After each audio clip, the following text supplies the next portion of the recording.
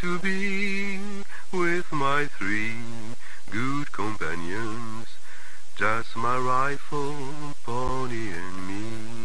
Microciné, bonjour ou bonsoir. Ça va dépendre de l'heure à laquelle vous allez découvrir cette nouvelle émission. Alors, aujourd'hui, une émission très très particulière, très atypique. Nous allons parler de la critique de cinéma avec trois personnes qui proviennent de la même rédaction. Vous les connaissez, c'est la rédaction, la revue Tsunami, qui existe maintenant depuis, on en parlait hors caméra, depuis 3 ans et quelques mois. Et je les taquinais en leur disant qu'ils étaient devenus une vieille revue de cinéma, mais pas tant que ça. On en parlera. Vous connaissez très bien Nicolas, qui est venu plusieurs fois sur la chaîne. En tout cas, c'est toujours un plaisir de te voir. Et c'est pas des magots de ma part, c'est vraiment, enfin, je suis très, très, très sincère. Et avec Nicolas, deux nouvelles personnes qui sont nouvelles parce que c'est la première fois qu'elles viennent sur la chaîne, mais en tout cas, elles sont chez Tsunami, l'un depuis bientôt 2 ans et demi, 3 ans, et puis Zoé depuis bientôt 1 an. Donc Mathieu et Zoé et Nicolas de la revue Tsunami. Bonjour, comment allez-vous? Comment allez-vous tous les trois? Ça va bien, bonjour. Pas trop fatigué après Cannes? Voilà, Mathieu n'y était pas. Toi, Zoé, ça va? Oui, moi, ça va.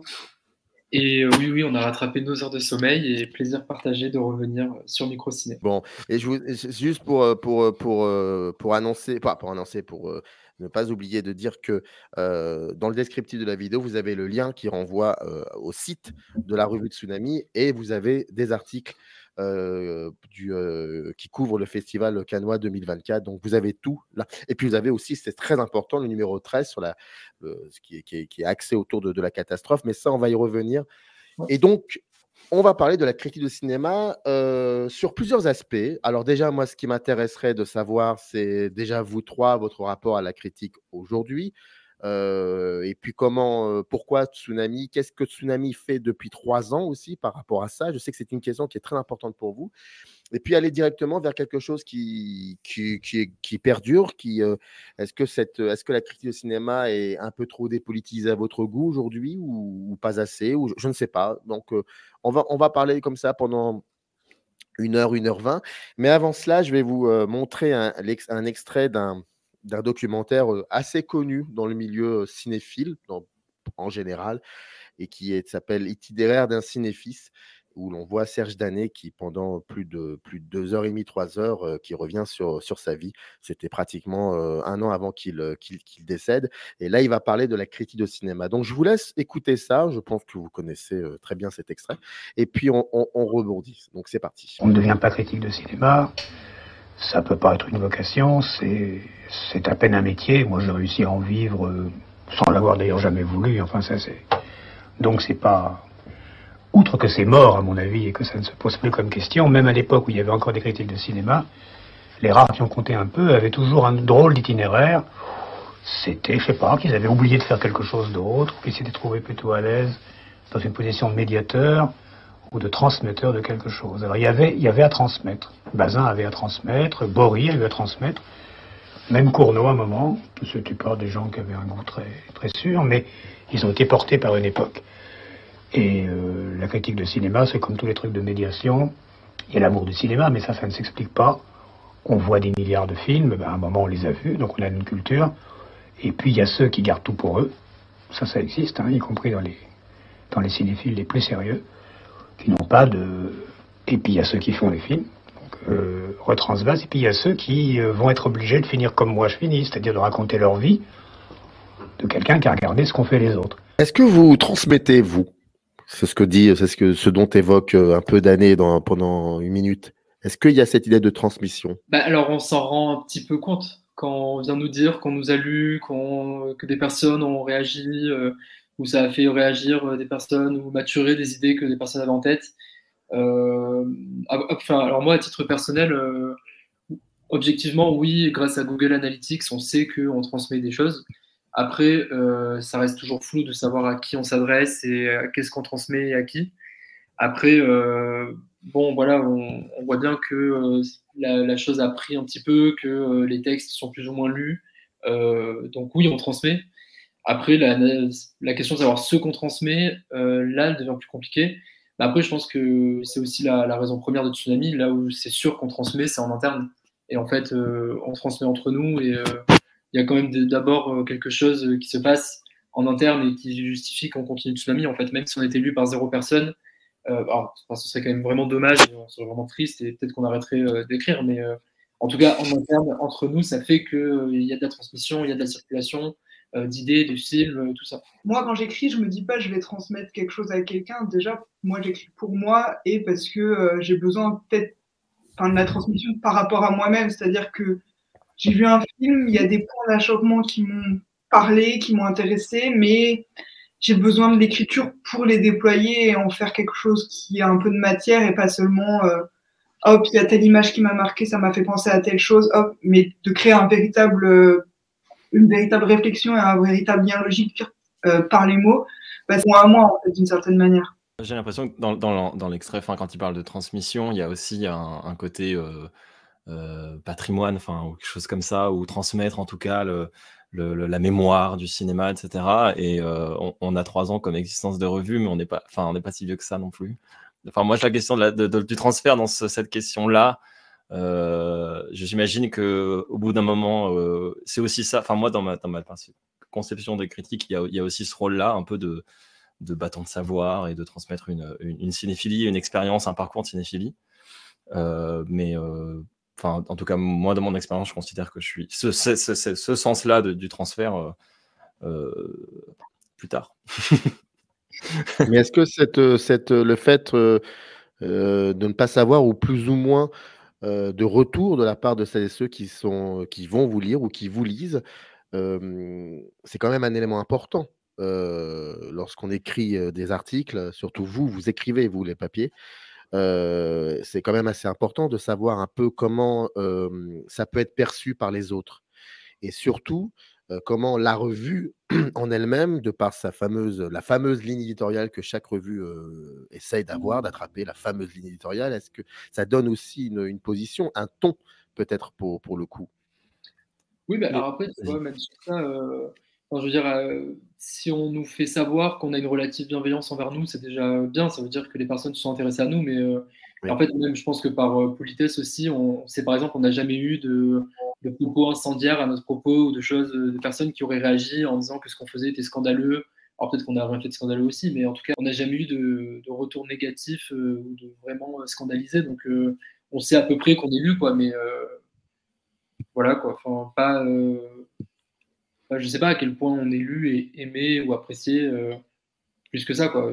Et en fait, c'est même pas quelque chose que je reprocherais aux autres de faire, parce que même moi, je me verrais mal descendre une revue qui fait, j'imagine, comme elle peut, et qui fait déjà des choses.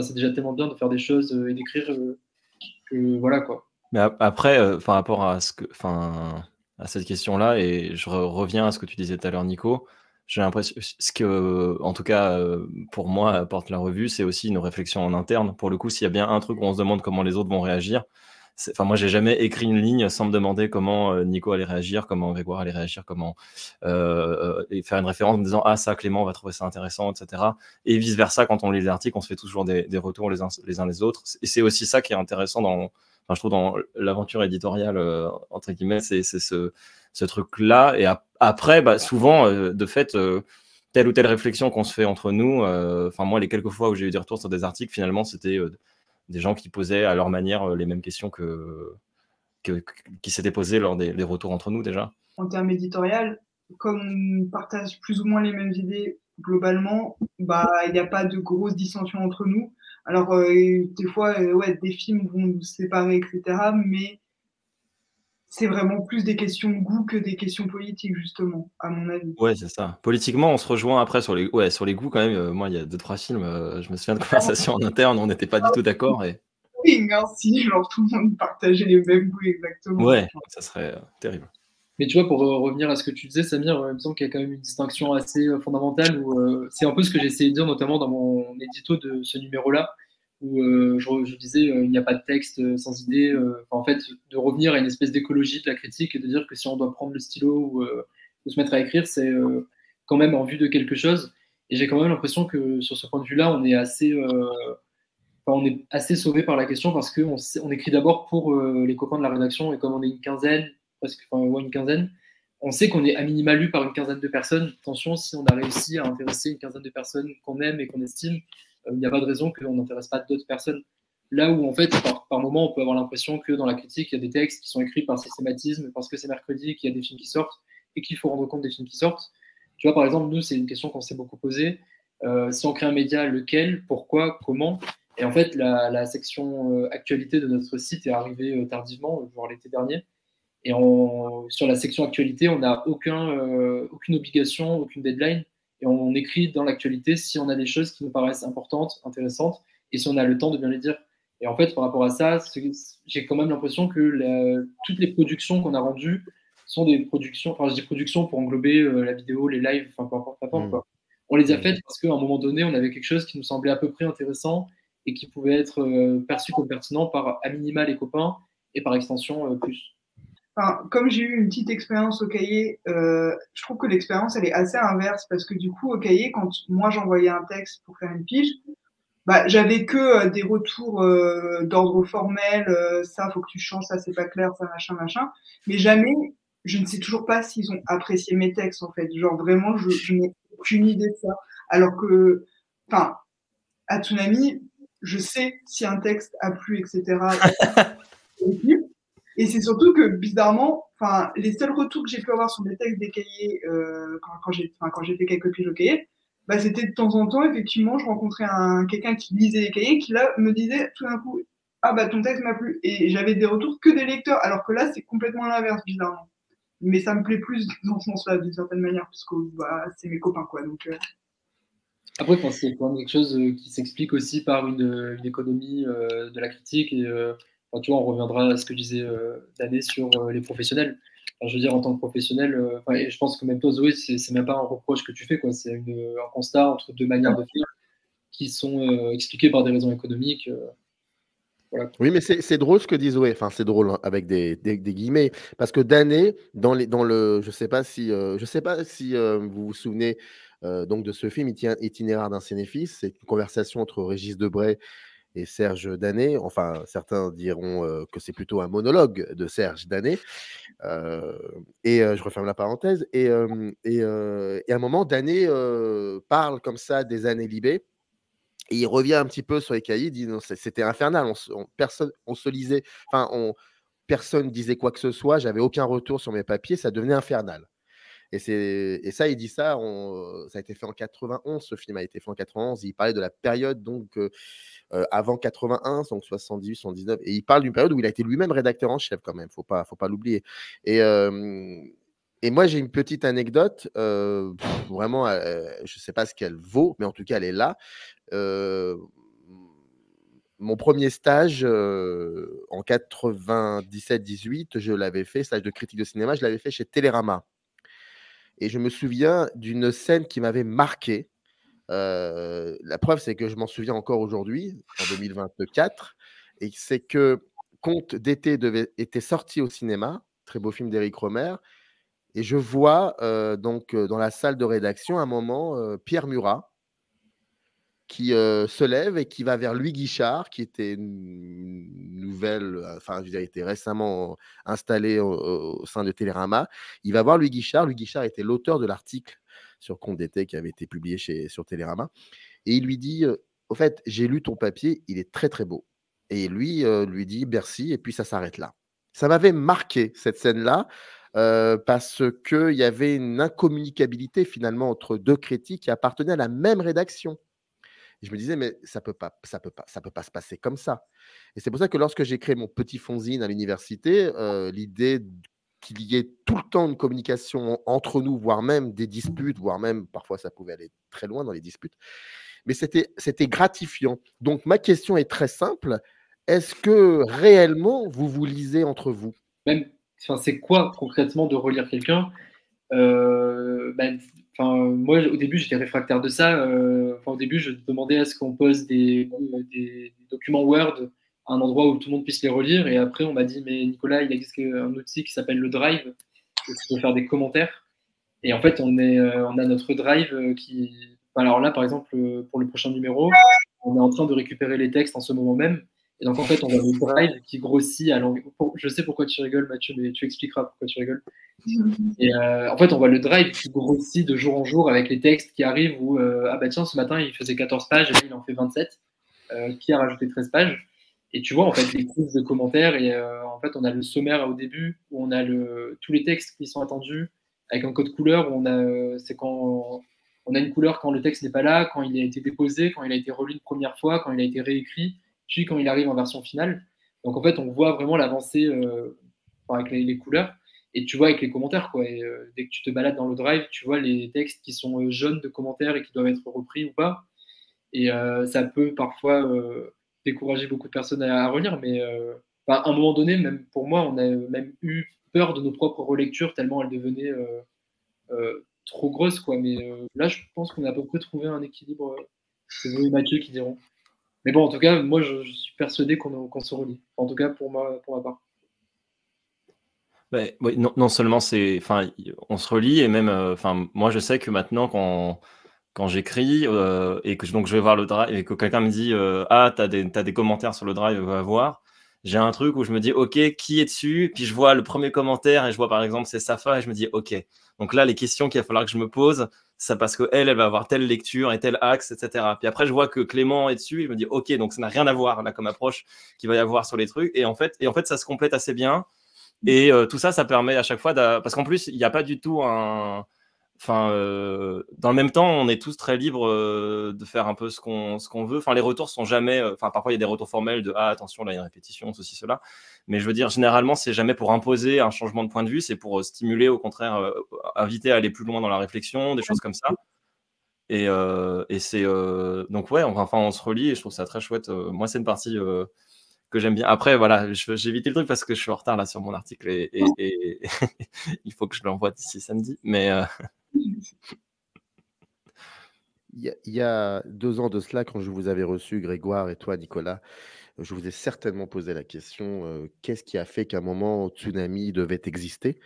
Et 2 ans après, je vous repose, alors Grégoire n'est pas là, je le salue, mais je vous repose je te repose la même question, Nico, mais aussi pour Mathieu et Zoé, parce que cette question va nous amener finalement à la thématique de notre émission, à savoir, par rapport à cette critique de cinéma politisée ou dépolitisée, est-ce que les intentions d'il y a 2 ans sont toujours les mêmes aujourd'hui? Est-ce qu'elles sont, voire même drastiquement les mêmes aujourd'hui?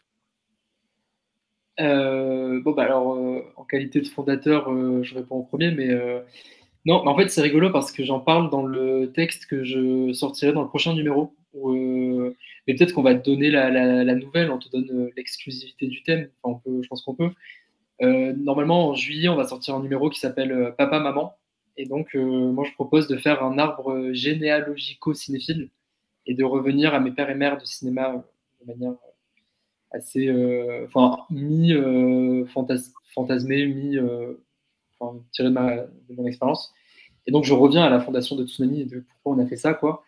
Et donc je dis en fait que notre naissance, et en fait même que la critique est un acte réactionnaire, il faut avoir peur du mot dans le cadre critique, on fait de la réaction, et qu'en fait nous on a notre grande imagination romanesque, c'est quand les cahiers de Stéphane Delorme se sont arrêtés, qu'on a dit qu'il fallait qu'on reprenne la critique, mais en fait on a été, en fait on disait qu'on a été réactionnaire, même pas contre quelqu'un. En fait, on n'a même pas tant de choses contre la reprise des cahiers par Marc Suzal, et même on les lit. Mais en fait, c'était juste le geste réactionnaire en lui-même qui nous intéressait. On se disait, ah là là, la critique au cahier meurt, c'est à nous de la reprendre. Et en fait, c'était même pas pour prolonger leur geste ou aller contre le geste de quelqu'un d'autre, mais en fait, à notre tour, créer notre propre geste et voir quel héritage on prenait des cahiers précédents, des autres rédactions, des autres magazines, les Inrocks, l'IB, etc.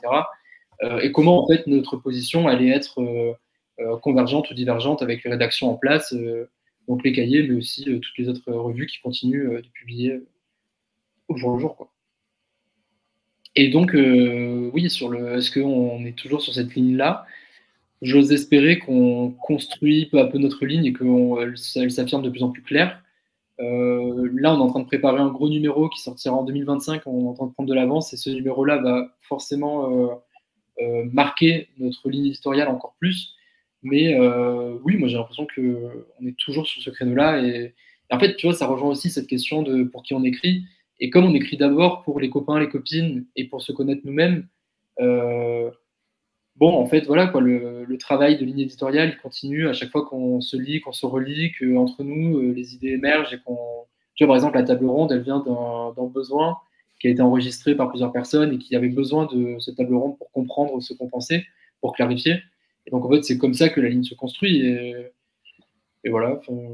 Mais cette table ronde est intéressante et importante parce que son intitulé renvoie à un pan de l'histoire de la critique de cinéma en France, voire même une date importante aussi.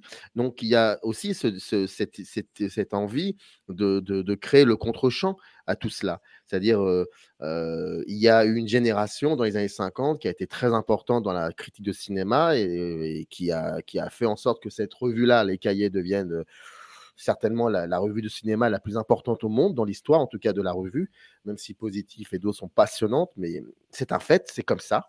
Je pense qu'il y a eu plus d'idées théoriques qui sont sorties des cahiers que de chez Positif, et j'ai beaucoup de respect pour Positif, mais c'est un fait, on ne peut pas y... Voilà. Et des décennies après, il y a une revue de cinéma qui se repose cette question-là de la politique des auteurs, mais à l'orée de 2024. Donc, c'est intéressant non pas de vouloir s'aborder ou tuer le père, comme on dit, mais plutôt de se poser la question de savoir s'il y a encore des résonances avec aujourd'hui. Si finalement, cette politique était réellement contemporaine ou pas. Ouais, moi, là-dessus, et ça répond aussi à la question peut-être d'avant. En fait, moi, j'ai intégré la revue à partir du deuxième numéro, et je me souviens vraiment là. Donc, c'est Nicolas le premier qui m'a parlé du projet et qui m'expliquait à l'époque, on est en train de lancer un truc avec des copains-copines, parce que, donc il y a eu le rachat des cahiers, et nous, on aimait, d'un côté, on aimait bien ce que proposait l'ancienne rédaction, et en même temps, on a envie de faire notre propre truc. Et donc, le premier numéro s'appelle Nouvelle Voix, VOIX, VOIES. Et ce qui aurait aussi pu être le nom d'une super conférence, sans doute, ou d'un colloque. Et donc, ce numéro sort, et avec cette idée à la fois, en tout cas, c'est comme ça que moi, la rue m'a été présentée la première fois, à la fois de revendiquer un héritage, donc le rapport à Delorme, et puis à une tradition des cahiers, même le nom, Tsunami, la nouvelle vague, tout ça. Et en même temps, de dire, bon, on va faire émerger de nouvelles voix, on va commencer à s'intéresser à un cinéma ultra contemporain, on va assumer le fait que c'est une revue faite par majoritairement des gens, même que des gens jeunes, mais même très jeunes parfois, et qu'un nouveau chemin va se faire, qui est à la fois dans une rupture et dans une continuité. Et moi, j'ai l'impression que c'est toujours ce qui se passe, un peu, on fait notre propre nouvelle voie. Alors, je suis désolé, j'ai dit un tout petit truc, je suis désolé, je sais que tu allais parler. Mais en fait, c'est même de l'ordre de l'horoscope, quoi. Je veux dire, de mémoire, les cahiers, ça s'arrête en 2019-2020. Tu vois, il y a vraiment cette question, ils étaient là pendant 10 ans, 2020, le Covid, nous on commence en 2021. Tu vois, il y a vraiment cette idée de génération en saut de 10 ans comme ça. Et en fait, alors, je sais pas où on sera en 2030, mais en tout cas, l'année 2030 sera importante pour nous, quoi. Il y aura un truc qui se passera cette date-là. Désolé. Non, mais t'inquiète. Non, mais moi, ce que je voulais lui dire, c'est que, en fait, ce qui est quand même intéressant avec Tsunami, c'est que c'est vraiment une revue de copains, et l'effet troupe, je l'avais toujours fantasmé. Mais mon passage au cahier m'a montré que, bon, l'effet troupe était quand même à différents. Enfin, il y avait quand même un peu de la hiérarchie quand même au cahier, alors qu'ici, il y a quand même une forme de liberté de forme, notamment. Enfin, il n'y a pas de contraintes formelles spécifiques. Et juste ça, ça change quand même énormément de choses du point de vue théorique et d'envie d'écrire aussi. Parce qu'en fait, tout est à inventer. Vu qu'il n'y a pas de type notule, de type critique, de type. Il n'y a pas de type. Donc, il y a tout à inventer, quoi. Quand vous proposez, là pour le coup c'était Nicolas et Grégoire, quand vous proposez à un romancier qui était aussi critique de cinéma, qui est François Bégodeau, et qui a travaillé au Cahier du cinéma, je crois que c'était la fin des années 90 en tout cas, qui a commencé, et qui était dans l'équipe d'Emmanuel Burdeau, etc. Est-ce que ça dit quelque chose aussi d'un discours qui se prolonge et qui continue de se faire, de se déplier avec des revues de cinéma, dont avec les Cahiers du cinéma, donc c'est-à-dire avec finalement l'histoire de la critique? Parce que je pense que vous en parlez de ça avec Bégodeau à un moment, le rapport à Delorme, tout ça. Et est-ce qu'il y avait cette envie aussi? Ouais, alors François Bégodeau, c'est différent. Enfin, c'est François, quoi. Enfin, je sais pas par quoi on l'a connu en premier, mais moi, c'était pas du tout ses cahiers. Et enfin, même, je sais pas comment j'ai rencontré, enfin, j'ai découvert ce qu'il faisait. Je pense que c'était peut-être par Antoine Goya quand il devait parler. Il a dû faire sur Sens Critique une critique de son livre, celui qui fit tant scandale là. Je sais plus comment il s'appelle. Histoire de ta bêtise. Histoire de ta Histoire de bêtise. ta bêtise. Enfin, je pense que je l'ai découvert comme ça et que de fil en aiguille, je suis arrivé à la gêne occasionnée. Et c'était surtout que Grégoire qui écoutait et qui disait waouh, enfin, il y a une manière de penser le cinéma qui nous intéresse. Et là, on détricote la boule pour revenir à la fin. Mais même là, tu vois, les cahiers de François, de Burdeau, enfin, c'est des choses qu'on découvre et on est encore en train de les découvrir. Enfin, moi, pour ma part, voilà. Mais en tout cas, bon, je constate qu'il y a quand même un fond commun qui est d'abord politique et aussi parce que sa manière de regarder le cinéma, très matériel, de repartir sur les faits, la chose et de après vouloir élever le discours à partir de la concrétude de ce qu'on voit à l'écran, ça nous, enfin, on veut aussi partir comme ça parce qu'on voit que comme ça, on ne fait pas des élucubrations qu'on aurait détesté lire dans la presse justement et qui nous aurait fait lever les yeux au ciel. En tout cas, moi, je l'aurais vu comme ça. Parce que toi, Mathieu aussi, tu connais bien, donc je ne sais pas comment toi t'envisages la chose. Moi, je me souviens quand François, enfin Bégodeau, moi je l'ai découvert un peu, enfin pareil, pas du tout par la critique. Moi, je l'avais découvert pour son passage sur C'est à vous, où il disait à Patrick Cohen, vous faites pas plus bête que vous n'êtes. Je fais waouh, ce type a l'air passionnant. Il faut absolument que j'aille m'informer sur lui. Et à un moment, après avoir lu l'histoire de ta bêtise, j'ai découvert qu'il écrivait à Transfuge parce qu'il venait de se faire virer. Et donc je me suis dit ah bah donc attendez, il aime bien le cinéma en fait, etc. Et je me souviens que, en fait, dans mes souvenirs, pour moi, Bégodeau, en fait, c'était un des premiers noms où, en fait, il se trouvait que toute la rédaction connaissait et aimait bien et s'y retrouvait. En fait, on s'est d'un moment, on s'est rendu compte qu'on écoutait tous un peu la gêne, qu'on aimait tous à peu près. Et en fait, ça a été un des premiers points d'accord. Enfin, pour moi, en tout cas, il y avait ce truc-là de quand on essayait de définir aussi peu à peu notre voix, et on s'est dit tiens, notre voix VOIE. Et tiens, cette voix VOIX, elle nous parle. Je vais rester sur le jeu de mots toute l'émission. Hein. Et ça, je crois que c'est aussi ça qui s'est passé. Et donc après, le fait de le recevoir, c'était un moyen d'officialiser un peu cette filiation, si je puis dire. Ce fond commun que tu évoques, Nicolas, fond commun, la politique. Ça veut dire quoi, la politique, dans la critique de cinéma? Bah, déjà, on va dire qu'il y avait quand même un fond commun politique extra-esthétique, juste politiquement. En partant de là, il y a une affinité certaine. Et même en fait, en lisant par exemple Notre Joie, il a des passages où, tu vois, il y a tout un référentiel lexical, il y a tout un champ lexical ou toute une manière d'envisager l'esthétique qui est la même que la nôtre. Quand il parle de au moins on aura eu les Strom, on aura eu les Huillet, on aura eu. Et ce rapport très poétique en fait, et dire que quoi qu'il arrive, on aura eu ça au moins. Enfin, il y avait déjà une affinité vraiment poétique avec son regard sur la politique. Et en fait, sur le cinéma, au final, au début, il n'y a pas tant de choses sur lesquelles on est vraiment d'accord. On se dit c'est ça qui fait qu'on va être d'accord. Mais en fait, en partant de là, et après, c'est son rapport au matérialisme, quoi, d'être aussi matérialiste. Quand il te dit, bah oui, mais en fait, là, tu parles de choses qui ne sont pas dans le film, tu parles de souvenirs, tu vois, il y a tout ce rapport à la précision, en fait. Et moi, je sais que c'est vraiment quelque chose sur lequel j'essaye d'être vigilant vis-à-vis de moi-même parce que je sais que sinon, je serais imprécis. Et alors, entre guillemets, ça vient un peu de lui, quoi, mais après, quel que soit les goûts esthétiques, il y avait quand même ce rapport au matérialisme et il faut partir de la matière et tout ça, quoi. Enfin, moi, je pense que c'est d'abord ça, et après, en fait, peu importe les goûts. Après, il se trouve qu'on a quand même des goûts en commun, mais enfin, le fond était d'abord plus méthodologique, presque, en fait. Moi, ce qui m'avait toujours semblé étrange quand j'ai commencé à exercer ce métier dans les années 90, c'est je lisais beaucoup de textes des auteurs cahiers des années 50. Et puis, et en parallèle, il y avait toujours, ils étaient encore vivants à part Truffaut, mais et Godard, souvent, dans les entretiens qu'il donnait durant cette période-là, disait souvent, à un moment ou à un autre, ça parlait de critique de cinéma actuel. Alors, il disait souvent, je lis très peu, je lis surtout Olivier Séguré chez Libé, mais je trouve qu'aujourd'hui, on ne parle pas beaucoup de cinéma dans les articles. Et moi, c'est quelque chose que je ne comprenais pas. Je ne comprenais pas ce qu'il voulait dire. Et finalement, ce qu'il veut dire, c'est tout simplement ce que tu viens de dire, Nicolas, c'est-à-dire, en fait, vous ne restez pas dans le film. Soit vous êtes de très très bonnes et très belles plumes, et donc vous vous regardez écrire, soit à un moment vous êtes timide, vous arrivez dans le film, mais je ne sais pas pourquoi, vous revenez à vous-même, et donc le film finalement ne sert à rien. Vous auriez pu ne pas le voir, ça aurait été la même chose. Ou alors, on reste toujours dans le film. Et quand on lit les articles de François Truffaut, donc quelque chose qui date quand même entre 52 et 55, 56, au cahier, pas dans Art, eh ben, on voit quelqu'un qui est toujours dans le film, tellement dans le film qu'il va même jusqu'à le disséquer.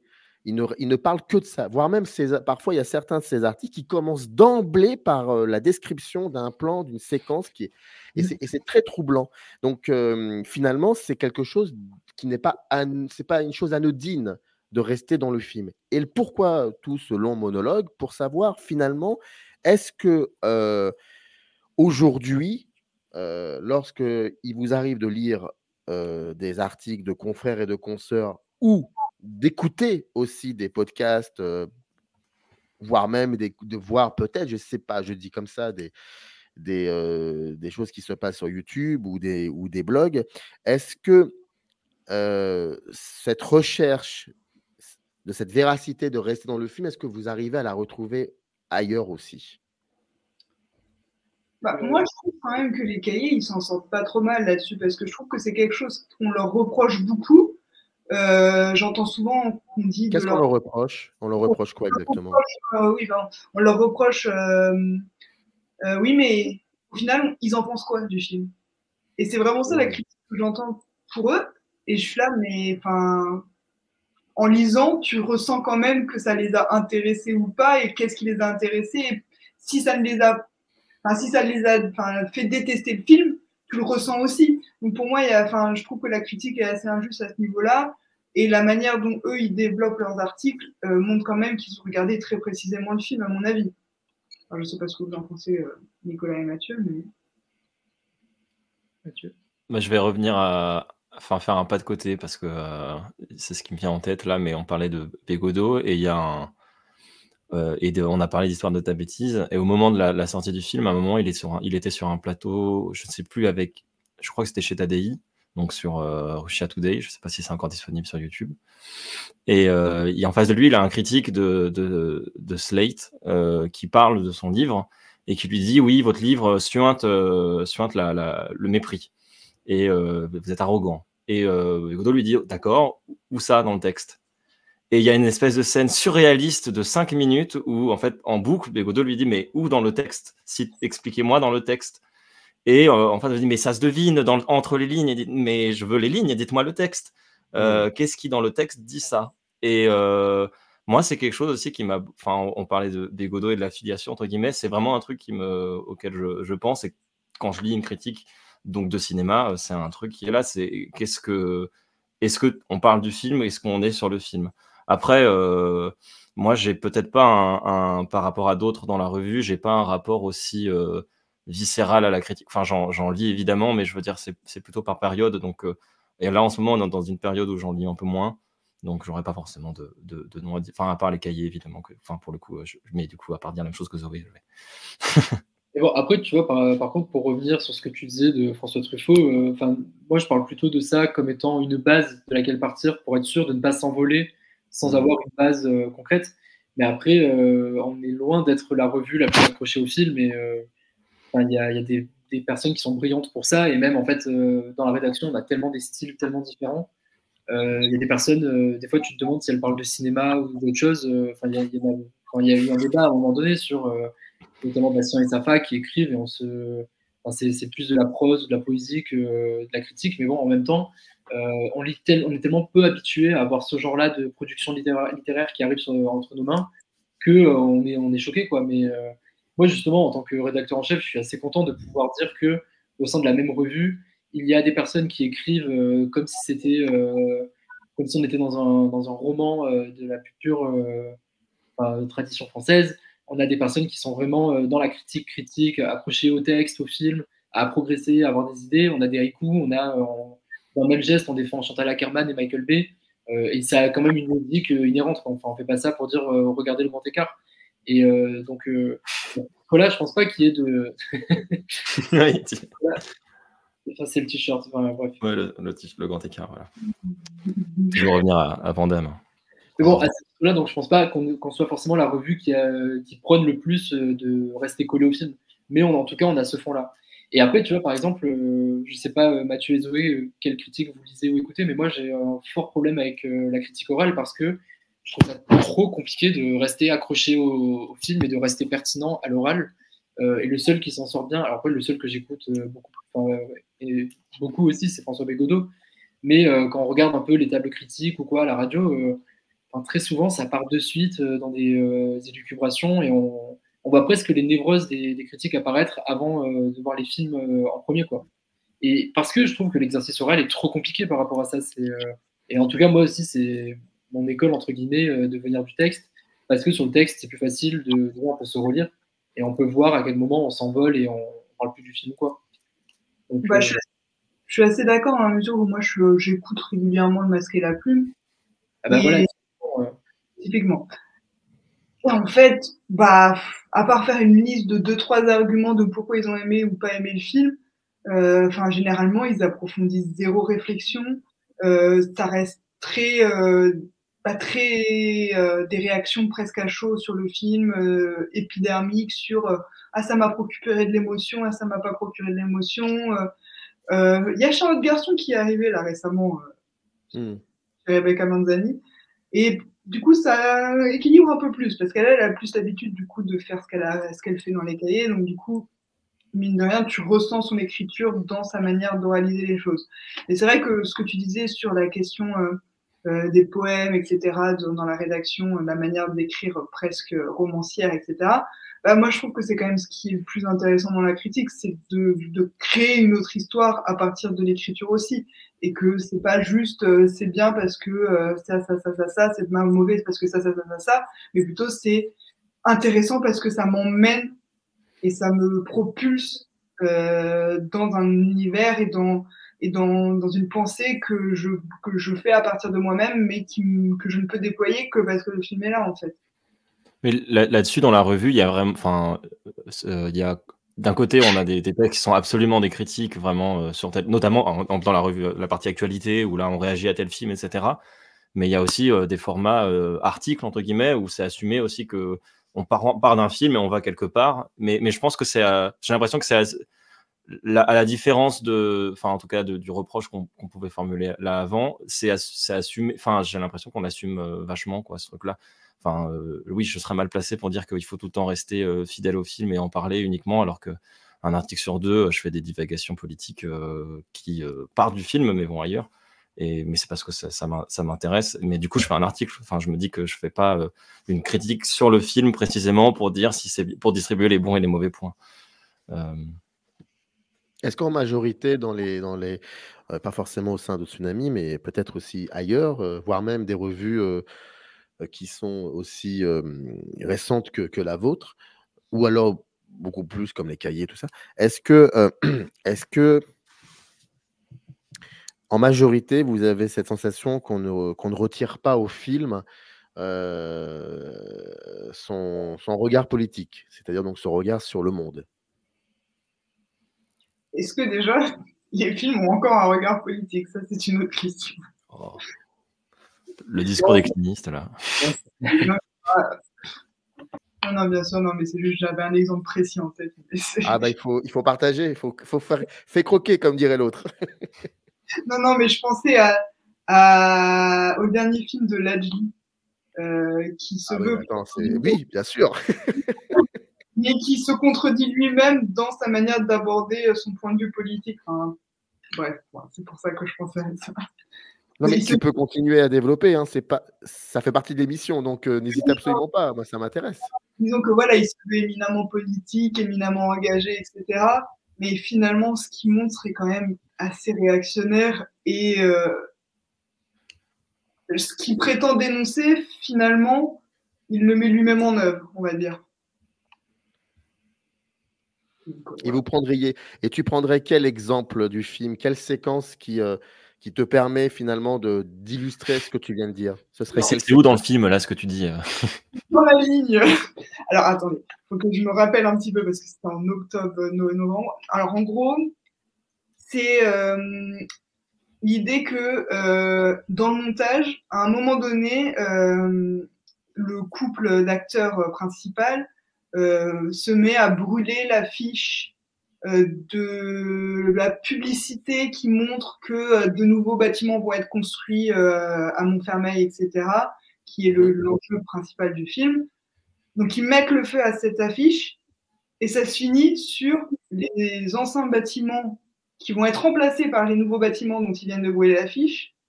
Donc, l'ancien bâtiment finit lui aussi en flammes. Et donc, on a presque l'impression que leur geste de mettre feu à cette image des nouveaux bâtiments finit par entraîner l'incendie des anciens bâtiments, qui est justement le cœur même de leur dénonciation à la base. Donc, pour moi, il y a quand même un problème logique dans le montage à ce niveau-là. Donc, c'est un problème esthétique. C'est ça. Donc, ça rejoint la question que je vous pose, finalement, par rapport à cette manière ce regard politique. Est-ce que ça peut passer aussi par son esthétique? Est-ce que vous voyez ça dans des articles ou dans des conversations, des monologues? Est-ce que c'est un aspect qu'on met de côté très souvent ou qu'on continue encore d'utiliser? Non, mais en fait, oui, si. Enfin, je me verrais pas dire que la critique est dépolitisée, mais en tout cas, c'est assez étonnant comment parfois il y a des, moi, des fois, j'ai l'impression qu'il y a des choses qu'on veut pas nommer ou qu'on veut pas.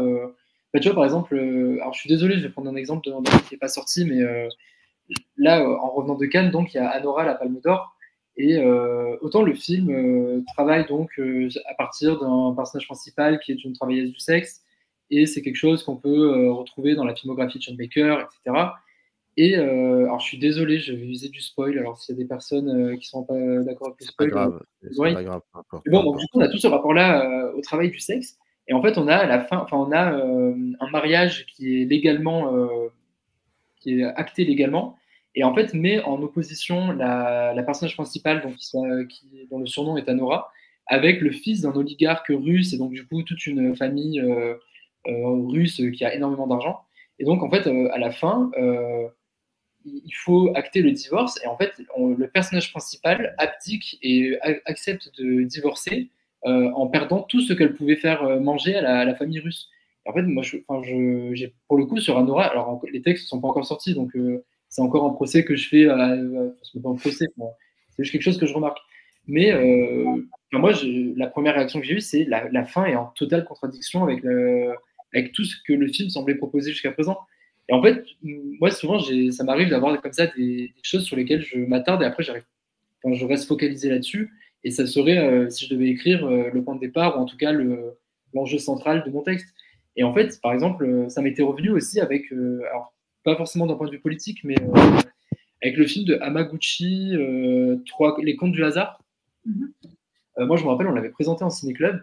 Et je sais pas si tu l'as vu, Samir, à quel point tu l'as en tête, mais donc du coup, tu as ces trois histoires. Et dans les trois segments, tu as un zoom.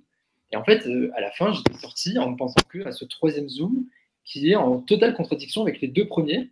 Et j'en parle, et en parlant, on voit qu'on est à peu près d'accord en interne.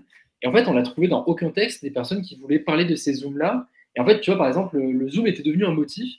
Et donc, on parle de ces trois zooms qui appuient sur quelque chose sans aller chercher ce que donnent ces zooms-là dans les segments un par un. Et donc, de mémoire, tu avais les deux premiers qui accentuaient une situation qui devenait comique ou qui, en tout cas, mettait un personnage dans une position défavorable à ce qui était présenté jusqu'à présent. Et il me semble que le troisième zoom, c'est genre un truc un peu politique, poétique, un peu, voilà, plan-plan. Alors, à l'époque, on n'avait pas de section actualité, mais moi, j'étais resté comme ça, quoi, là-dessus. Et en tout cas, moi, j'ai l'impression que là où nous, on a parfois des... Bon, nous, en interne, on utilise beaucoup le mot phase. On phase sur quelque chose et on reste concentré là-dessus. Et on se focalise là-dessus et on essaye de comprendre pourquoi, comment, on essaye de nommer la chose et tout ça.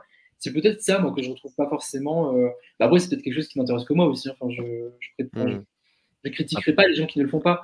Mais en tout cas, j'ai par moments comme ça des phases quoi, où je me dis ça devrait être le centre gravitationnel du texte, de la réflexion sur le film, et ça passe comme ça.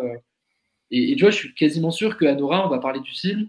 Peut-être qu'on dira, ouais, un final décevant, un final, je sais pas, mais on va pas aller chercher à la base pourquoi il y a ce choix-là de faire un personnage qui d'un coup abdique. Et voilà, donc peut-être que j'écrirai sur le film pour dire qu'il y a au moins un texte qui aura fait. Ou alors toute la critique va faire un texte comme je le voulais, et je serais très content. Je sais pas. Ce que je veux dire, c'est la même chose avec le débat qui va avoir lieu sur Megalopolis, d'une certaine manière. Alors développe, vas-y. Bah, donc, c'est pas un fait, enfin, c'est pas secret que la moitié des critiques détestent le film et l'autre moitié l'aime plutôt bien. Mais personne n'arrive à dire qu'il l'adore non plus. Et moi, je pense foncièrement que Coppola, enfin, genre, c'est fait exprès. Et juste, on va me reprocher de dire ça aussi, d'ailleurs, parce que j'ai vu qu'il y avait quelqu'un qui critiquait le fait que, oui, mais c'est moche parce qu'il l'a fait exprès. Bah oui, mais c'est fait exprès, donc à partir de ce moment-là, qu'est-ce que tu veux que je te dise? Mais c'est parce que pour moi, il étudie l'esthétique postmoderne du capitalisme et que ce qui m'intéresse, c'est pas du tout son histoire, son scénario qui est un peu inexistant d'une certaine manière, ou disons hyper répétitif par rapport à ce qu'on a pu voir dans toute l'histoire du cinéma et même dans l'histoire tout court avec un grand H. Mais ce qui m'intéresse, c'est en fait parler de la ville et de la matière. Et donc, c'est vraiment un enjeu purement esthétique que Coppola met en avant dans son film. Et ça, je ne sais pas encore si ça va être l'enjeu principal du sujet. Pardon, il y a un mouchon. Bref. Ah ouais. Après, c'est aussi, si je peux compléter, c'est peut-être aussi une chance qu'on a parce que, pareil, tu vois, de tout ce qu'on dit de l'émission, il y a quand même un rapport à l'économie qui fait que nous, en étant bénévoles et entièrement gratuits, on peut se permettre d'avoir comme ça des percées ou des envolées sur des points précis. Et tu vois, par exemple, nous, Megalopolis à Cannes, alors déjà, c'était compliqué parce que moi, je l'ai vu en projo presse, donc en même temps que Grand Théâtre Lumière. Donc, j'étais le seul à l'avoir vu. Toi, non, Zoé, tu l'avais vu en même temps au Grand Théâtre Lumière. Moi, je l'ai vu Oui, voilà, c'est ça. Et donc, en fait, pour un tel film où je savais que ça allait diviser en interne, on s'est dit comment on médiatise la sortie du film. Et donc, on avait choisi avec Zoé de faire 5 points qui nous ont intéressés sur Megalopolis, en tout cas 5 thèmes qui nous ont intéressés et continueront de nous hanter, pour justement se laisser le temps de voir comment on allait aborder le film à sa sortie. Et donc, du coup, tu vois, le fait de se permettre d'avoir la possibilité, tout simplement, de parler de 5 choses précises et si on a besoin de 4 pages pour expliciter un point qui nous a intéressé, on a cette possibilité-là que n'a pas forcément toute la critique pour des raisons économiques, encore une fois. Donc, c'est peut-être ça aussi. Après, il y a aussi enfin là, on est sur le champ matériel et aussi sur le champ des idées. Je pense qu'il y a aussi un a priori là dans la discussion qui est de croire que tous les gens dans le journalisme culturel sont politisés ou ont une analyse dont ils sont conscients, une analyse politique dont ils sont conscients, qu'ils assument, etc. Et je pense que c'est pas forcément le cas aussi, et je pense que c'est aussi de là que ça se joue, quoi. Oui, et alors pour te continuer de parler, Mathieu, moi, une de tes interventions que j'ai trouvées les plus brillantes, c'était quand on avait fait un ciné-club sur Pauline à la plage pour un article sur Romer, qui était d'ailleurs un de nos articles préférés et un des articles dont on nous parle le plus encore aujourd'hui, alors qu'il est sorti il y a 1 an ou 2. On avait donc fait un article sur le rapport au corps, au charnel chez Eric Romer et comment ça passait aussi par l'intellect. Bon, voilà, jusqu'à présent, un article comme un autre, qu'on avait quand même beaucoup travaillé avec beaucoup de force philosophique dans le texte et tout ça. Et en fait, en présentant le film au public avec des personnes qui découvraient Eric Romer, d'autres qui le connaissaient sur le bout des doigts, à un moment donné, on nous avait presque demandé si on avait le droit d'avoir une analyse marxiste de Pauline à la plage, comme si, parce que c'était Romer et que c'était un peu un intouchable, on ne pouvait pas le prendre par un autre bord et le réfléchir. En plus, même pas pour dire des choses qui auraient été contradictoires ou interdites, quoi. Mais, et je me rappelle que toi, Mathieu, justement, tu avais complètement dit, mais évidemment, il faut, et que tu avais fait une analyse quasiment marxiste du film. Je crois que c'était par rapport à Ariel Dombal et son personnage. Oui, qui est magistralement bourgeoise. Voilà. Ouais. Mais c'est assumé dans le film, pour moi, Romer. Voilà, comme si en fait le fait de la nommer bourgeoise enlever quelque chose à ce qu'elle faisait, ça voulait dire qu'on n'avait pas le droit de l'aimer ou quoi. Et tu avais fait une analyse brillante. Je te remercie encore aujourd'hui. Voilà, faut venir au ciné-club de Tsunami. Et demain. Il y en a un demain, ouais. Ouais, donc, Mais c'est très étrange que vous parliez de Romer, parce que moi, je me souviens d'un film de Romer. Alors, j'essaie de trouver le. C'est très étrange parce que c'est un film qui date, je crois, des années 80 et dans lequel il y a. Alors, je vais essayer de retrouver le papier. C'était pas du tout prévu, non, mais, et en même temps, c'est pas très grave parce que j'avais écrit un petit truc là-dessus. Alors, oui, c'était Conte d'automne. C'était Conte d'automne. Et en gros, voilà, deux amies de longue date. Magali est viticultrice en Ardèche. Elle est veuve depuis 5 ans. Et son fils a une petite. Pardon? Elle fait du bio. Non, mais ça me fait marrer parce que je m'étais fait la réflexion que son truc viticole, c'était vraiment l'agriculture bio à Alban-l'Heure qui ne porte pas son nom, quoi. Enfin, Ah bah attends, tu vas rigoler. Parce que, attends. Donc, son fils a une petite amie qui s'appelle Rosine, avec qui elle s'entend très bien. Son amie d'enfance, Isabelle, met une annonce dans un journal de rencontre et elle rencontre Gérald. Voilà. Et ça, c'est la conversation entre, je crois, entre Isabelle et Gérald. Alors, Gérald lui dit: vous savez, je suis fils de viticulteur. J'ai passé les 10 premières années de ma vie à gambader dans les vignes en Algérie. On a été rapatriés en 61. Isabelle répond: mais moi, je suis comme vous. Je suis né en Tunisie. Je suis venu dans la Drôme. J'avais 7 ans. Et c'est ça qui est génial. C'est que, en fait, ils sont faits pour s'entendre. Et Romer dit qu'ils sont faits pour s'entendre parce que l'un vient d'Algérie, l'autre vient de Tunisie. Mais si l'un venait, je ne sais pas moi, de Bretagne et l'autre de Tunisie, Romer nous dit non, ils ne sont pas faits pour s'entendre. C'est ça qui est génial avec Romer, c'est que c'est tellement, tellement, tellement bien fait, tellement délicieux et tellement subtil que ça, on ne le voit pas. Mais c'est quand même dit. Les deux personnages disent ça. Et ça, c'est une conversation que j'avais eue avec un ami critique au cinéma qui s'appelle Sidi Sako. Et pendant des années, on parlait de ça et on savait que c'était quelque chose qui n'était pas forcément dit dans le milieu de la critique. On sait que Romer a écrit des articles puants, pour dire les choses, puants dans les années, il y a quelques articles comme ça qui sont horribles, dans les années qui n'étaient pas très, très progressistes. Encore que dans les années 60, il travaillait beaucoup avec des collaborateurs et des collaboratrices qui étaient progressistes, étaient pour l'Algérie algérienne. Voilà, c'était très, très bizarre. Mais dans Conte d'automne, ce dialogue-là, qui ne dure pas très longtemps, ça dure quelques minutes, bah, ça dit quand même quelque chose. C'est là où je veux en venir sur ce cinéma politisé, sur la critique dépolitisée ou pas. C'est que soulever cela, c'est aussi soulever quelque chose qui appartient au langage du cinéma. C'est pas un truc qu'on invente. Le film nous dit ça et le film le dit de cette manière. Donc, il y a quand même une résonance cinématographique. Mais ça ne veut pas dire pour autant qu'à la fin du papier, on va juste dire Romer est un raciste. C'est pas ça. Mais c'est là où est le problème, c'est que on a tendance à... Enfin, quand on essaye de se poser des questions de cette manière-là, celles et ceux qui peuvent nous lire vont tout de suite synthétiser le truc en disant oui, donc en fait, vous dites que Romer est raciste. Pas forcément. Reprenons Bégodeau, décidément Bégodeau, mais il avait fait ce podcast autour de la série En thérapie. Et qui est vraiment un moment, je veux dire, là, il était extrêmement, c'est passionnant.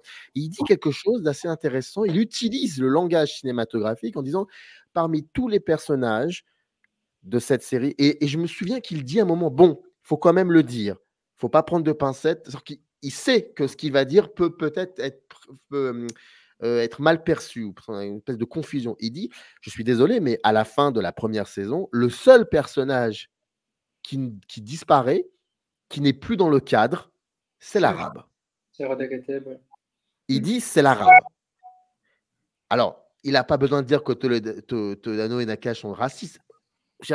On est à milieu de ça, on ne pense même pas à ça. Mais il dit, mais c'est quand même intriguant que le seul qui sort du cadre, donc on est dans le cinéma, on est dans un langage cinématographique, c'est l'arabe. Pourquoi? Qu'est-ce que ça dit? Et c'est là où je veux en venir. Et je trouve que ça, c'est quelque chose qui est rarement... Enfin, la critique de cinéma dans son ensemble, en majorité, je trouve qu'elle est rarement dans ce travail-là. Alors que c'est un travail magnifique parce que c'est un travail qui sollicite à 100% le langage cinématographique. On reste dans le cinéma. Mais ça peut prétendre à confusion. Alors, je peux aller encore plus loin. Je peux aller encore beaucoup plus loin. Exodus et après j'arrête mon monologue. Exodus du grand Otto Preminger. Il y avait un livre qui était sorti dans les années c'était entre 2011 et 2014, je crois. C'était un ouvrage collectif sur Otto Preminger, édité chez Capricci. Un ouvrage magnifique. Et je crois que c'était Pierre Léon qui dirigeait cet ouvrage collectif. C'est encore disponible. Et à l'époque, je travaillais en Algérie. J'avais mon émission de radio de cinéma. Et Pierre Léon avait accepté de parler du livre par téléphone, tout ça. Et je lui avais dit, je lui ai dit, il y a une chose que je ne comprends pas.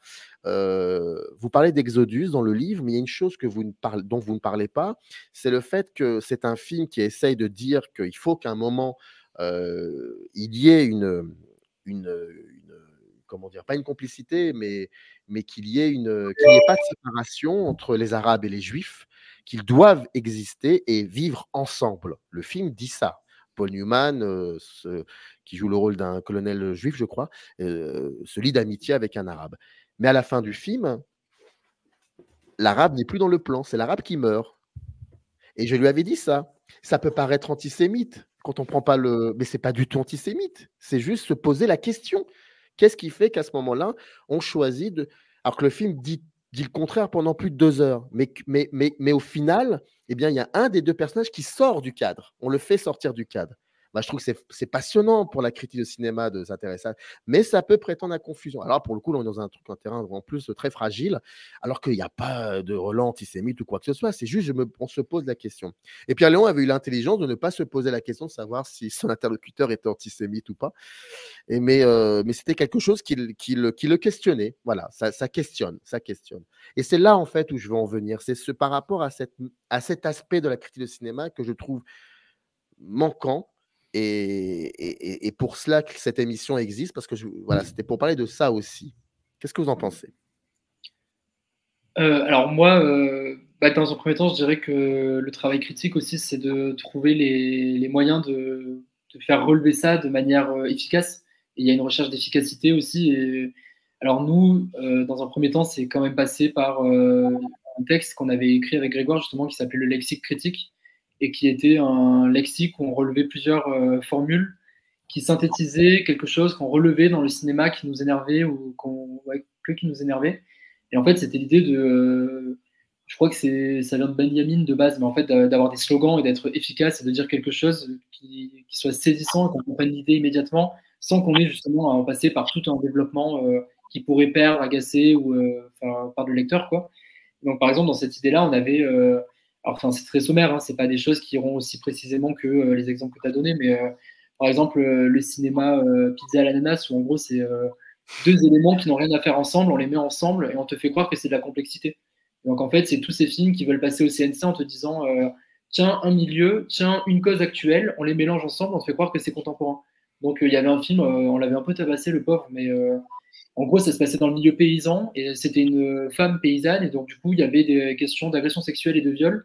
Et donc, du coup, le fait de parler de viol dans le milieu paysan, c'était censé être moderne et tout ça, alors qu'en fait, c'était quelque chose qu'on avait vu des centaines de fois ailleurs, dans des manières, dans des schémas peut-être plus primaires et moins précis que cela, mais en tout cas, qui ne disaient rien de plus. Donc, en fait, l'idée de dire pizza à l'ananas à quelqu'un qui aurait lu le lexique, bon, on n'a pas besoin de développer, quoi. Donc, après, on avait fait comme ça tout un lexique. Il y avait le cinéma chic et choc pour dire que, bon, grosso modo, le cinéma de genre, ça dégage, quoi. Enfin, si c'est juste pour faire chic et choc, exemplairement à Cannes cette année, enfin, voilà. Et voilà, donc moi je dirais que dans un premier temps, il y a aussi cette idée-là, quoi, en tant que critique, il faut être efficace et il y a aussi cet art de la formule et de trouver comment dire la chose. Parfois, dans les relectures, vous savez à quel point on dit peut-être dire en moins de mots, synthétiser, enfin, il y a aussi de ça, quoi. Et je ne sais pas vous, si vous avez d'autres idées à apporter, Zoé et Mathieu. Moi, j'ai un exemple de film qui m'est venu, et c'est vraiment une évidence en plus. Donc, c'est peut-être pas besoin de durer longtemps dessus, mais c'était le cas de Bac Nord, qui est sorti donc déjà il y a quelques années. Et moi, ce qui m'avait vraiment frappé sur cette sortie, c'est que le réalisateur, disait, et moi je le crois vraiment de bonne foi, disait, mais pas du tout, c'est pas un film d'extrême droite, je suis pas fasciste, etc. Et il y avait certaines critiques qui se posaient. Alors bon, ça avait évidemment divisé. Et bon, généralement, on pouvait remarquer que les revues plutôt de droite aimaient bien le film et les revues plus à gauche l'aimaient pas. Et parfois, il y avait, je crois que c'était, en plus c'est marrant que ce soit cette revue-là, mais je crois que c'était chez Marianne où il disait, bon, quand même, c'est intéressant techniquement. Ouais, mais ça, Oui, c'est un truc très droite, ça. C'est un langage de non, mais oui, mais très bon, utilisé à droite, ça. Marianne, Bon, les contradictions de Marianne, bref. c'est drôle, ça. Et en fait, pour moi, c'était ça le cœur du problème, c'est que oui, il y a un choix technique qui, effectivement, le film techniquement est pas mal, mais de On fait, s'en fout. on suit des personnages et qui sont dans un environnement effrayant et donc on est en tension. Mais l'environnement effrayant, c'est la banlieue, c'est les corps arabes. Alors ça veut dire quelque chose politiquement. Et en fait, le film se pose, je crois, le film se pose pas la question. Et en fait, choisit un genre, le met dans une problématique commune, problématique actuelle, et donc dit un truc qui est un peu dans l'air du temps. Et malheureusement, quand l'air du temps est fasciste, et bah on fait un film fasciste. Mais tu vois, même pour aller dans ton sens, il y a vraiment, et pour aller dans le sens de Samir aussi, il y a dans ce film, moi je me rappelle typiquement, c'était un film sur lequel j'avais une phase où en fait c'était un plan quand la BAC rentre dans un appartement et t'as un petit de 2 ans ou 3 ans qui attrape un couteau. Ouais. En fait, je te dis, bah là, typiquement, typiquement, ce plan essentialise des personnes et les fait passer pour des sauvages par nature. À cet âge-là, tu n'attrapes pas un couteau. Et lui le fait. Et ça, pareil, j'ai pas l'impression qu'on ait demandé des comptes aux cinéastes sur un plan ou des choses comme ça. Ouais, oui, sur l'écho imaginaire, l'arabe avec le couteau. Donc, enfin, il y a tout un imaginaire autour de ça, et l'égorgeur, etc. Enfin, c'est ça qui est convoqué. Et moi, je pense sincèrement que c'est pas fait volontairement, que c'est inconscient. Mais je vois pas en quoi c'est mieux. Je veux dire, je crois que c'est important de se demander ce qu'on fait comme geste, et je pense que c'est un des rôles de la critique, c'est de questionner le sens du geste et notamment le sens politique. Mais après, c'est aussi des débats inépuisables, parce que, par exemple, moi, j'ai eu beaucoup de débats avec une amie sur des questions plus féministes, etc., notamment auteurs du Nouvel Hollywood comme Brian De Palma, par exemple, où, pour moi, c'est quelqu'un qui décortique absolument les images pour en montrer justement toute la teneur idéologique, toutes les contradictions qui puissent exister dans la circulation des images et la manière dont elles sont réutilisées de manière détournée, parfois contradictoire à la manière dont elles ont été produites, etc. Et notamment Pulsion, donc c'est Obsession, non, c'est Dress to Kill, voilà en anglais. Pulsion. Et notamment, il y a un personnage de psy. Ouais, Michael Caine, c'est celui-là. Ouais, ouais. Je ne sais plus exactement. Mais personnage de psy trans, où là, le débat, c'était ma copine qui me dit, mais oui, mais là, il reprend tout un stéréotype de la trans, de la femme trans qui agresse, monstrueuse, etc. Et moi, j'étais quand même dans le discours de De Palma. Il y a quand même toute une construction qui, justement, tourne en dérision cette construction-là. Et le truc, c'est que c'est à des niveaux tellement intangibles et pas forcément repérables si tu étudies pas le cinéma de De Palma de manière concrète, justement, dans le détail, et en voyant beaucoup de fois le film, effectivement, tu as un cliché qui en ressort. Et c'est toujours... le cœur du débat, c'est quand même... On voit combien de fois les films, d'une certaine manière. Est-ce que le cliché qui nous arrive va persister et renforcer quelque chose, ou est-ce que justement on va arriver à rentrer dans le cœur du cliché que De Palma veut décortiquer? Et d'où on le voit aussi, c'est ça qui est important, d'où on le voit, à quel moment. Mais tu vois, c'est aussi ça peut être aussi, je comprends et je partage très bien, ça peut être aussi considéré comme un cliché cinéphile, parce que bon, voilà, ça renvoie à Norman Perkins. Norman Perkins. Oui, mais d'autant plus. C'est génial ce que je viens de faire. Anthony Perkins dans Psycho, ça renvoie à ça en fait. Mais ça peut être aussi un cliché cinéphile, donc. Mais c'est d'où l'on est, d'où on se positionne lorsqu'on voit un film. Et c'est pour ça que la fameuse question, est-ce que la critique au cinéma aujourd'hui, est-ce qu'elle est utile? Cette question est intéressante, mais cette question est intéressante si si on accepte de la traiter sur cet aspect qu'on est en train de questionner depuis plus d'1h06. Et on parlait de technique. Moi, je me fiche complètement de savoir s'il y a une image qui est bien léchée ou je m'en fous. Je m'en fous complètement parce qu'à un moment, le film, quand même, doit dire quelque chose. Et si le film ne dit pas, mais juste il nous jette il nous jette des choses en pleine vue, en pleine vue, bah là je me dis que bon, bah, il n'a pas besoin de cinéma à ce moment-là. Mais est-ce que ça dit des choses et la critique doit être là pour dire qu'est-ce que ça pourrait dire?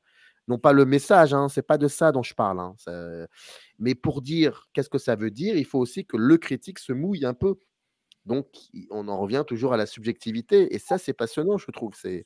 Et j'ai l'impression on a de plus en plus peur de ça, de ce qu'on est. Moi, il y a une phrase qui me tue. Il y en a deux. Il y en a une, c'est ça n'est que mon avis. Mais tais-toi. Mais c'est ce qu'on recherche. On veut ton avis. Et encore, l'avis, je suis un peu. Et surtout quand on parle d'avis. Voilà, on dit voilà, moi, c'est mon avis. Ou alors, mais je ne sais pas pour les autres, mais en tout cas, c'est comme ça que je vois les choses. Mais il y a une peur comme ça de s'intégrer dans le processus critique. Et c'est dommage. C'est dommage. Bah, c'est une vraie question critique, justement, parce que moi, quand j'ai commencé les projections presse, donc voir des films complètement avec un regard complètement vierge, bah, des fois, je ne savais pas trop quoi en penser. Et honnêtement, sans les réactions des autres, je ne savais plus où me positionner forcément dès le premier regard. Mais j'ai trouvé ça justement passionnant de pouvoir apprendre à construire mon regard à partir du film lui-même, sans entendre ce que j'avais à entendre des gens que je suis habituellement, etc. Mais c'est un vrai travail en réalité de voir un film d'un regard complètement subjectif, d'une certaine manière. Mathieu, tu veux ajouter quelque chose? Non, bah, je suis d'accord, mais c'est ça que moi j'aime dans l'exercice, c'est de voir un truc et puis de me demander, ok, qu'est-ce que moi j'en pense, pourquoi. Et après, il y a la pression de, ok, il y a les copains qui vont réagir, il faut que je sois solide sur ce que je vais dire, etc. Parce que là, je vais utiliser un terme marxiste et je sais que Bastien le connaît mieux que moi, en fait, et donc va me demander d'être plus précis. Là, je vais défendre un film qui n'est pas du tout dans la cinéphilie de Nicolas, et alors il va me demander de m'expliquer en détail, etc. Et donc, il faut que je construise mon point de vue, mais c'est comme ça que... Enfin, c'est ça qui est chouette. Et c'est ça qui est chouette dans la lecture des articles des autres aussi, c'est que tout le monde s'oblige un peu à cette rigueur-là. Enfin, moi, je lis pas, mais d'une manière... Enfin, que ce soit la critique ou que ce soit l'art en général, je m'en fous d'être d'accord avec la personne. Ce qui compte, c'est une forme de cohérence de pensée. Et on parlait de Romer tout à l'heure. Romer, il est de droite. Moi, j'ai pas sa vision du monde, mais en fait, il a une précision, une exactitude et une cohérence de pensée qui fait que c'est intéressant. C'est même c'est un cinéaste référence pour moi. Et voilà. Et en critique, moi, il y a des gens, y compris des gens dans la revue que j'adore, mais avec qui je suis parfois pas du tout d'accord sur certains films. Mais c'est passionnant, c'est génial. J'adore être en désaccord sur Titan avec Nicolas. Par exemple, quand tu dis Romer est de droite, bah, il y a quand même tout un pan de trucs que tu pourrais dire de droite qui ne sont à l'opposé dans ces films. Enfin, par exemple, la figure féminine, je la trouve très progressiste, la manière dont il amène des individualités de personnages féminins complètement complexes et complètement uniques. Enfin, moi, j'appellerais pas bourgeoise, oui. Bourgeoise. Parce que c'est son milieu aussi. Oui, oui, je sais, mais c'est assumé. C'est pas, je veux dire, c'est pas un drame. On a le droit d'aimer les bourgeois et de vouloir en parler. Et Romer l'assume. Donc c'est plus un problème. Milieu, de la complexité, et ce que ne fait pas tout le monde non plus. Donc pour moi, la nuance, elle est quand même exceptionnelle chez Romer, quoi. Ouais, bien sûr. Après, quand même, pour compléter ce que disait Mathieu, quand tu dis que tu écris en pensant aussi à ce que vont te dire les autres, ce qui est quand même passionnant et qui fait que la critique telle qu'on l'exerce à Tsunami, à titre personnel, je ne l'ai jamais aussi intensément ressenti ailleurs. C'est aussi parce que, en tant que relecteur et relectrice, on lit les textes des autres pour les pousser dans leur retranchement à eux. Et en fait, quand moi, je corrige un texte de Mathieu, je ne cherche pas à ce que le texte, à la fin, soit corrigé pour qu'il me ressemble plus. mais pour qu'il soit au plus puissamment dans les capacités de Mathieu, dans le logiciel théorique de Mathieu, de le pousser dans son logiciel à lui, en lui apportant ce que moi j'aurais aimé avoir dans le texte qu'il n'y avait pas à la base. Tout comme quand tu vas être complété par la relecture de quelqu'un qui est peut-être plus calé que toi en politique, tu poses pas le terme pour lui faire plaisir, mais parce que tu pressens une idée que peut-être quelqu'un va t'aider à mieux comprendre et à mieux voir avec ses corrections. Et c'est aussi ça qui fait la beauté de quelques textes qu'on a pu produire à Tsunami, notamment celui de Romer, en fait. C'est que, au final, le fait de parler autant entre nous, en interne, et de se dire, ah là, il y a quand même un truc. Tu vois, typiquement, en fait, le texte sur Romer, c'était à la base moi qui avais une idée que je mâchais depuis 1 an, et j'arrivais pas à mettre exactement les termes dessus. Et en fait, c'est Mathieu qui m'a dit, mais non, mais écris, et je t'aiderai à finir le texte si besoin. Et en fait, au premier week-end de relecture, on a à peu près une version potable du texte qui sort. Et en fait, c'est quelqu'un d'autre qui le relit et qui dit mais non, mais en fait, il faut aussi compléter et aller dans une autre direction pour affiner ce que vous vouliez dire. Et en fait, comme ça, de fil en aiguille, c'est presque devenu. Enfin, c'était un texte qu'on a écrit à 4, alors qu'à la base, c'était une idée à moi, mais en fait, c'est quelque chose que j'avais pressenti, mais que je n'aurais pas été capable d'écrire par moi-même tout seul si j'avais été seul dans mon coin. Et en fait, les connaissances des autres m'ont aidé à pousser l'idée dans sa plus forte résonance, quoi. Donc je pense qu'il y a aussi ça qui fait que la relecture est assez importante et belle, entre guillemets, chez nous, quoi.